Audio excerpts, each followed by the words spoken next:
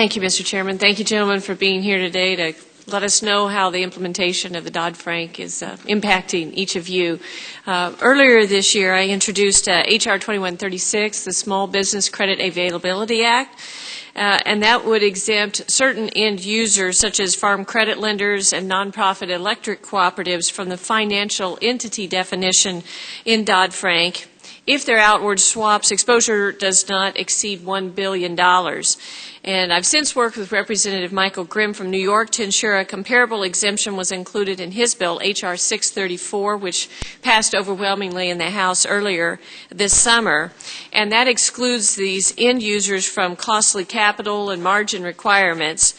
So I was wondering, Mr. McMahon, can you elaborate on the effects of including end users like electric companies and rural electric cooperatives in the financial entity definition?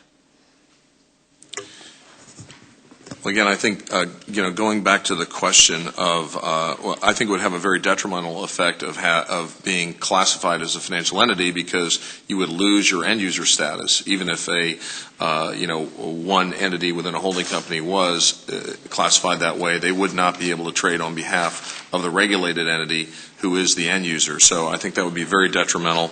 And I think generally we've looked at this issue more broadly in terms of, if the end user status was taken away and all of the swaps and derivatives transactions had to be transacted on exchange or with margin posted, what the impact would be on our companies. And we've estimated the impact from a cash flow standpoint of between $200 and $400 million per year.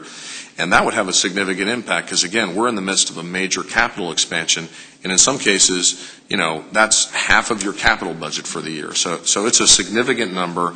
And again, I think that companies, if they were subject to those sorts of margin requirements, they would back off of their hedging, most likely, and to some degree redirect money toward other things that were in capital spend programs and so on. So it would have a negative effect, and that is why it is so important that our companies are not in any way classified as financial entities and that the end user status is robust. Mm-hmm. Would it have an impact on the rates of your ratepayers if that, have to $200, $400 million more in capital needed? I assume you'd pass those on. Yeah, absolutely. I mean, there's absolutely an impact because at the end of the day, we're a rate-regulated industry. We're in the midst of this, on an industry basis, about a $90 billion per year capital spend.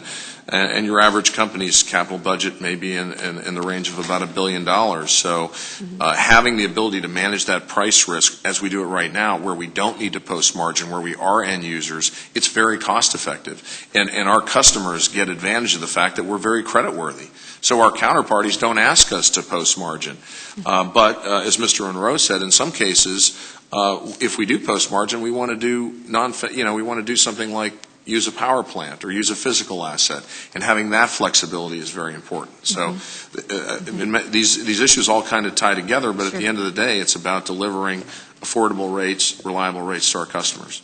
Yeah, exactly, and stable, like you mentioned earlier, affordable, Absolutely. reliable, stable. I thought that was very good. In your opinion, how should the definition of financial entity be changed to ensure that commercial end users are not inadvertently regulated as a financial? Well, I think, from our perspective, and thank you for the question, our perspective is commercial end users should be explicitly excluded from that definition so that we will not be sort of brought in through the actions of prudential regulators or the CFTC into that definition. We should be explicitly excluded.